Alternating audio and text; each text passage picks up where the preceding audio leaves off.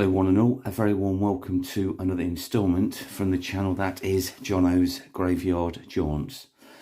Now, a fellow YouTuber and subscriber to my channel requested I do a full video on this individual after watching a short of this person that I had created on my channel. So Jim, our friend from Philadelphia over the pond in the States, this video is for you, my friend.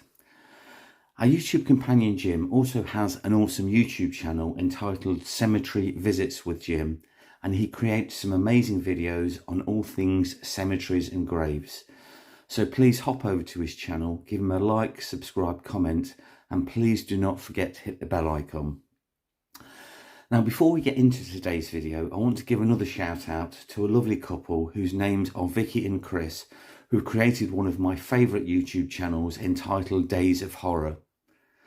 They research, collate, deliver, and Chris mainly narrates the videos, with Vicky providing some invaluable snippets of information along the way. I really like their style of video creation, and on every upload they take you on an awesome journey. Their videos are always really superbly delivered, so once again people, please hop over to their awesome channel, like, subscribe, comment, and once again please do not forget to hit the bell icon. I will put a link to both Jim's and Vicky and Chris's channel in the description below. Thank you. So today's episode is about a remarkable young man who sadly was not with us for very long, but was the very personification and embodiment of brave and courageous. Now, when we think about conflict and war, we often think about the devastation it causes and the incredibly brave men and women who fight in these conflicts and the huge sacrifices they make, some of them paying the ultimate price. Now, if I draw your attention to World War II and Sir Winston Churchill's infamous speech in August of 1940, when he uttered the inimitable words, "Never has so much been owed by so many to so few." Now, I visit an awful lot of cemeteries up and down and across the country, and I always take time out to visit the war graves of those incredibly brave souls who paid the ultimate price for us so we could be free. And it is always a very sobering and poignant experience.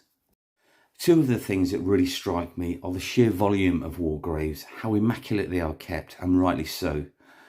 But the saddest thing for me is always the ages of the fallen, as they are often so incredibly young. Now, in today's video, I'm going to be talking about an amazing young man who was in the RAF by the name of Harry William Clack. So who was Harry William Clack then? Where did he come from? What was his role in the RAF? And how did he meet his sad demise? Harry William Clack was born in Croydon, southwest London on the 11th of November 1923.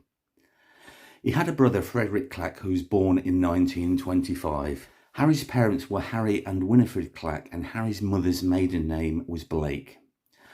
Now, Harry volunteered to join the RAF at just 15 years old, and he started his training as an engine fitter on January the 10th, 1939 at Halton in Buckinghamshire.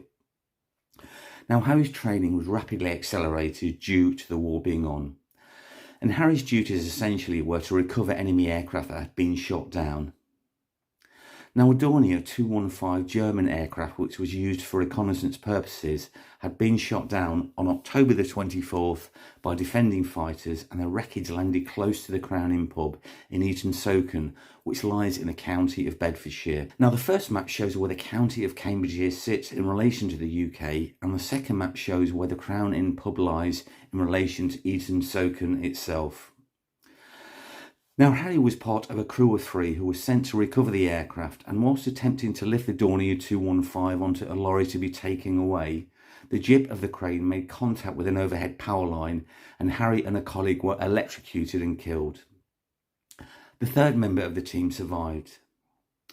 Now, Harry William Clack was an aircraftsman with the RAF, first class.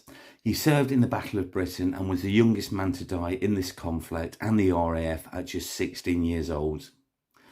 And Harry was in turn given an award by the RAF, but sadly never lived long enough to receive it.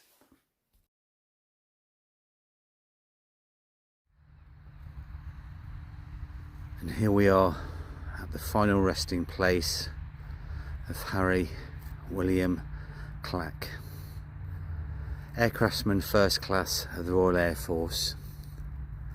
died on the 25th of October 1940, aged just 16 years, his second day on the job. He was the youngest man to die in the Royal Air Force and the Battle of Britain, aged just 16 years old.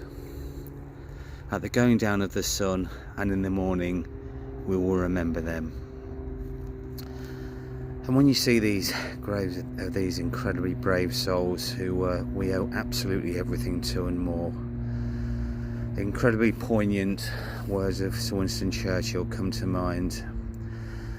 Never was so much owed by so many to so few. Delivered on the 25th of August 1940. And Harry William Clack was the very embodiment and personification of that. Paying the ultimate price so we could be free. God bless you, Harry. Thank you for your service. You may be gone, but you're certainly not forgotten. God bless you.